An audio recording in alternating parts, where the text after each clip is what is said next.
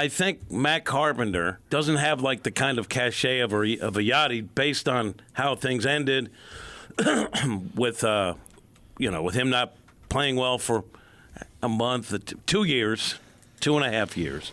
So I don't think he was the most popular guy. I was shocked by this. I understand hearing about it, but that was to me the troubling part. So, okay, they brought him in for leadership. But if you looked at last season, there might have been leadership problems, but probably because they were awful. You think? And the fact that they were awful probably wasn't because of leadership. It was because the rotation failed, and then that destroyed the bullpen, and then the snowball was going downhill. So I understand if they want to bring in a guy, it's the I don't know why there's so much venom flying. It's the 26 man. It's no risk. So, but I know the optics are terrible. The optics are terrible in a lot of ways because we're going to be better than last year.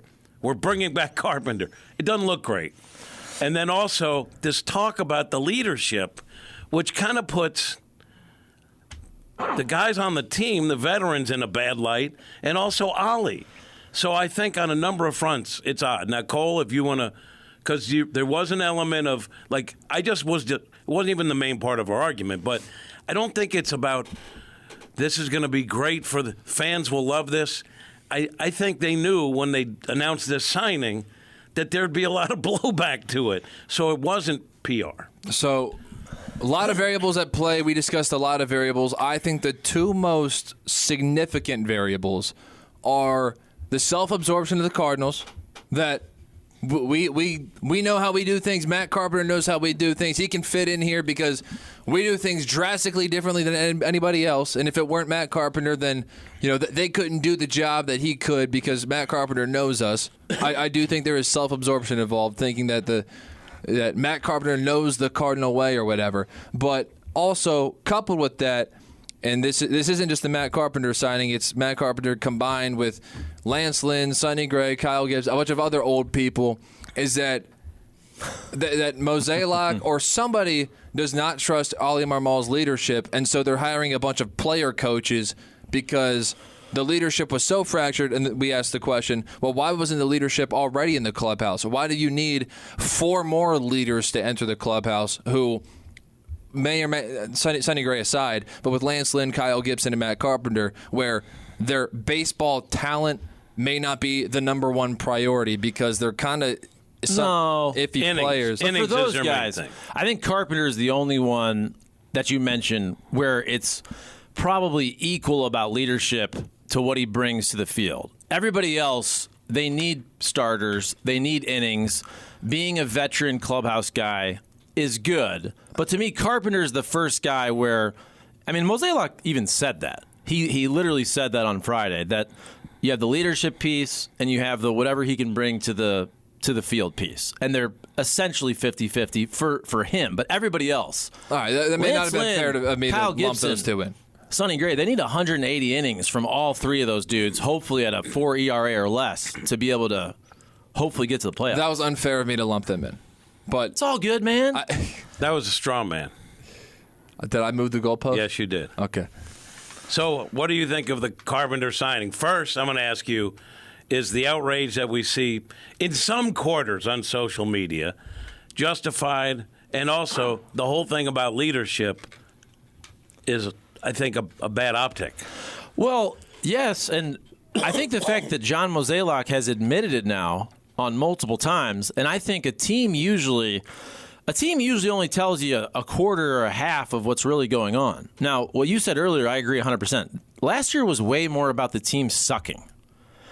Everybody brings up, like, I've had people who said, oh, Jack Flaherty was a bad apple, and Tyler O'Neill, they were bad apples. And I'm thinking, well, you never said that when Flaherty almost won the Cy Young in 2019. You never said that when Tyler O'Neill finished 8th in the MVP in 2021. It's because they were bad, and it's because they were hurt. And to me, last year, we talk about leadership when a team is bad. Yes. So do I think there were leadership issues? Sure, but everybody was pissed. You have a lot of veterans last year. Waino, I know he was hurt a lot, but he's 40. You got Miles Michaels 35-ish, Goldie's 35-ish, Arenado's 33-ish, Contreras is 30, 31-ish. the team was bad last year, but I do think it says a lot that Mozeliak is admitting we lacked voices. And then also, here's where I don't agree with the Cardinals, is now that this 26-man doesn't even count. Well, why even have it? It doesn't even matter. And you're telling me that not one at-bat is being taken away from a young player?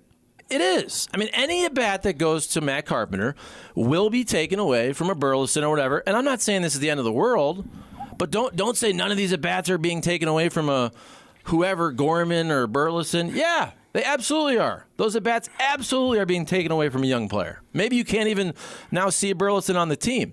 And I'm not even saying that that's the biggest deal. Okay, but you're going to have to start doing the roster math. And look, it's fine. I don't care. I don't think it's a huge deal.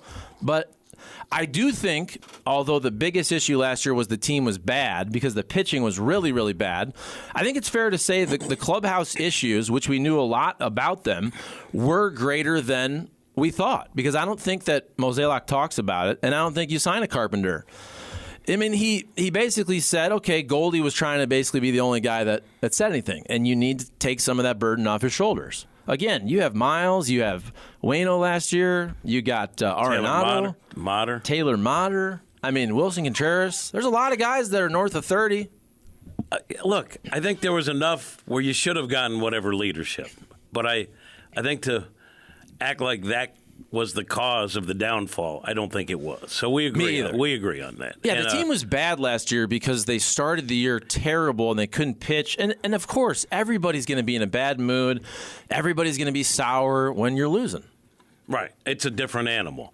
So the other thing was, I think most Cardinal fans are hopeful that the Cardinals will be better this year.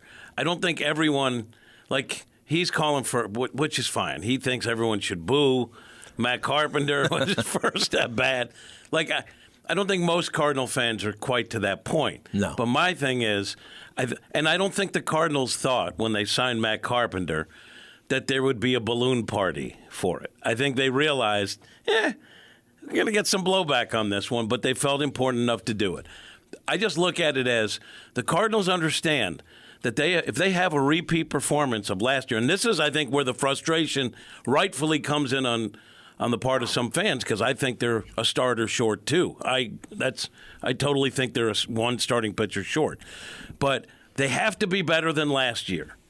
If they have a repeat, then I think we're going to gradually see fans not showing up. Like, I don't think it's to that point this year where it's going to impact them unless they have a repeat performance of last year. What if they're just 500? I think that's what's really interesting for the future. What if they finish 81-81 out of the playoffs? What happens to Ali? I think we all know Mozeliak's going to be here till the end no matter what. Even if he hands the ball off in a couple years, he's never going to be fired by Bill DeWitt. But I think what's super interesting is, what if you don't suck like last year, but you win 81, 83, don't make the playoffs? Okay, to me, rights holder guy, simp, unacceptable. That will not be acceptable. I don't think the Cardinal front office would deem that as acceptable. They have to be above 500. I don't know how many. And they have to be in the postseason. So you have to make the playoffs. I think that's fair. I think this year, based on what happened, like, no team is going to be great every year. Even if you spend, you're not going to be great every year. We see that. We see a lot of teams with huge payrolls not performing.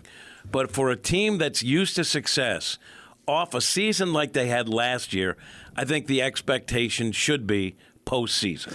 Do you think that Ali Marmol has to lead this team to the postseason to keep his job beyond 24? Yes. I would say, even if he wins, what if, I'm trying to look up the team that had the most wins last year that didn't make the playoffs. What if you won 85 games and they didn't make the playoffs? I would say there's some circumstances, like if they have I don't know, I would say yes, probably. But if everyone gets hurt, maybe you give him one more. I don't know. But I would say probably yes. Okay. Because I think, I don't know, I haven't talked to anyone yet about expectations for this year. I'm talking about the real ones behind the scenes. But I would venture to guess that's what they would consider a success, and anything below it a failure. Here's my trouble with that, though, because of the timing of it all, is that we expect John Mozeliak to be done after the 2025 season, correct? As the chief decision maker, yes. I would think he goes into some type of Kenny Williams role, right, where you're still a part of the front office. Gotcha. So my issue is I don't know if he would want to hire somebody else's next manager. And so the timing of it with us, hypothetically, let's say that this season doesn't go well, they miss the playoffs. It would make sense in theory for Oli Marmol to not be retained because his contract is expiring and he will have not won a playoff game in that 3-year stretch. Mm-hmm. But with John Mozeliak only having one more year, would he want to make the hire for somebody else to be the operator of that manager? Yes. If Mo's still in control, it's his ball. His name's on the product. So right. Yes, he would make it. And they have a built-in guy they would look at, I assume, in Descalso, because he fits the profile of a Skip Schumacher, you know, a young guy who a lot of people like, didn't have a ton of experience. Someone snapped him up. I wonder if Descalso, certainly he'd be one of the contenders for that. Right. And I think they probably realized that when they hired him. What about number 4? See, fans will be pissed about that because it's not Yadi. And I'm not saying that's the right call, obviously, to go to Yadi, but fans would be ticked at that move because they would prefer Yadi over Descalso, in my opinion, even though I think Descalso would probably be the better day-to-day baseball manager, but he's not Yadi. I love Yadi. So do I. Is Yadi, so he's ready to make that commitment? To be a manager, I think all these guys want to be a manager. I don't think they want to do any of the other grinding on the buses. I think if you made $100 million, let's like Holiday. You want to be the manager. That's a big job, big money, big profile. You don't want to do anything else. That's how I would be. If I was Yadi, I would say either make me the manager or give me this fun job where I can show up once a month. Right. And then at some point you have to, even if you're Yadi, who is, everyone knows baseball IQ off the charts, brilliant, fiery guy. You know would inspire the team. But you kind of want to see him in some other role before you make that jump, don't you? Well, are you asking me, what do I want? He's going to be an advisor now. He's going to be. So you would say just give him the ball, let him run. Well, by far the most interesting thing that could happen would be Yadi to be the manager, by far. But is that the right move over Descalso? Probably not. But the fans would be clamoring for Yadi in that case. I feel like they already are a little bit. A little bit. We'll see how he fares. I'm curious to see how that role evolves, to be honest with you. Because first they said, coach, and I was told, yeah, it's pretty much all done. Then, right, there was radio silence for weeks, and I found out even people close to Yadi hadn't talked to him to find out what's going on. Now he's an advisor, and he will be in uniform sometimes. Sometimes, yes. How much? When he wants to. So that to me is part of the fun, is to watch that role evolve. What if Yadi's there, and I don't even know what the rules are for an advisor being in the dugout. I don't know if there are restrictions on how much. But what if Yadi's in there every day next to Ollie, and all of a sudden you're like, he wants to be manager now. Maybe you give him the ball. I would think that judging by his last year as a player, I'm guessing Yadi makes his own schedule 1,000% and says, hey, I'll show up to spring training for a week or so. I'll go to this minor league for a week. I'm going to show up to these 10 weekends in St. Louis. That's what I'm guessing. If I'm Yadi and you got all the things going on with your basketball team, you like to be in Puerto Rico, you got your family, you're already kind of waffling on if you want to do this every day, I'm guessing we see Yadi less than we think. Again, if it's once a month, I don't know if it's twice a month, but this everyday thing, I think that idea dissipated for this season. But yeah, if the Cardinals called up Yadi midseason and said, Yadi, we want you to be our manager, I think he would be all in to be the skipper, 100%. And how would that go in a post-game news conference after an 8-1 loss? See, that's why I love the idea. I actually think Yadi, to me, the biggest issue might be the dealing with the media. And I think, you know this, obviously. I don't think sometimes the fans realize the media obligations of a manager. That's half the job. When you get the text from Brian Bartow about Ollie's schedule, he has to meet 3-4 times before the game. He has to meet with the local writers, the local TV. He has to meet with the rights holder if it's a national game, right? He does the stuff inside. He does the stuff outside in the dugout. It's crazy. 3-4 times. Yadi wouldn't want to do that once a day, let alone 3-4 times a day. And then after the game. What if he said, I suddenly like doing the media? I don't think he will. But that's the beauty. Yadi does whatever he wants, which is why it's great. Yadi would just not show up for a post game. Don't you think? There'd be a game where he was pissed, and Yes. he's like, no, I'm just not going to show up. And it'd be great theater. It'd be hilarious. It'd be great theater. And you know he would do that. It'd be great.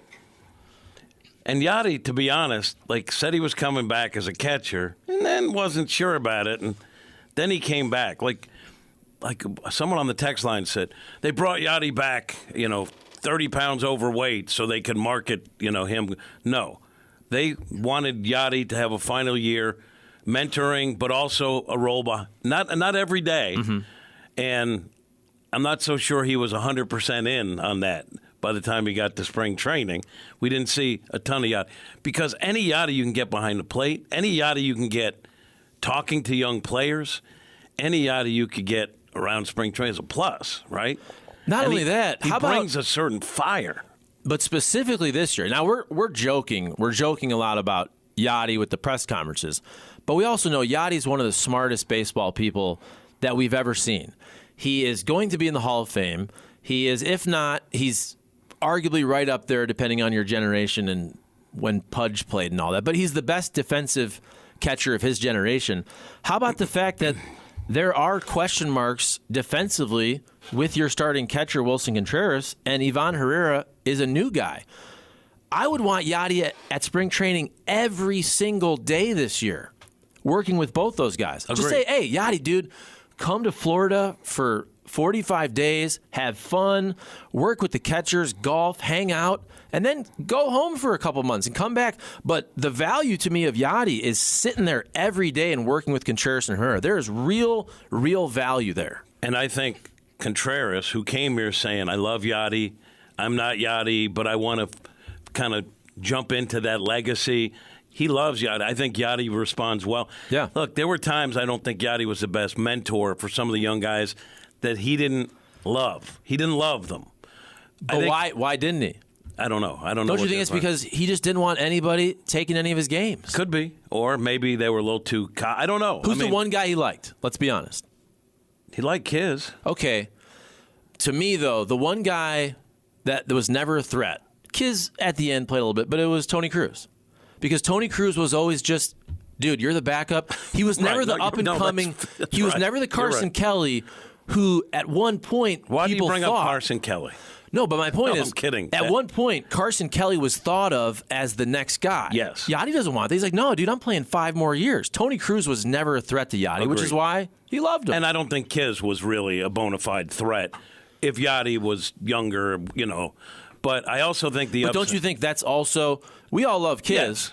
and that's also, Kiz never, this past year is pretty good, but he also never became the hitter yet that we thought he would in the big leagues to really push to even make that a conversation. But also, I don't know the interaction. And, Carson Kelly, maybe Yadi had a problem with something. I don't know. But probably what you're saying is right. I think the other upside to Yadi is just his presence in the dugout. Mm-hmm. I mean, that guy is just pure fire. And I think that's something they didn't really have outside the salt and pepper shaker, the pepper grinder. But even last year, it wasn't like there were a bunch of clowns, right? I know we joked around with the burger phone, but it's because they were bad. No, I know. So, to me, and the whole thing with Waino, it was a sideshow. It really was. I think that's part of it. I really do. Couldn't you understand? We talked about this last year for the whole second half of the season. That did become a circus, right? If you're already losing and the second half of the season is all about getting Waino 200 wins. That's really all that mattered. And I get it. We all love Waino. It was cool to see him get it. But I could see how after a while, for the whole team, it's like, all right, it's just about Waino now. And this year, it's going to be the same thing, and they're not going to be good. And every night is going to be a Matt Carpenter bobblehead, and that's why they signed him. You know what, though? That was for Cole Cole. response? That was for Cole.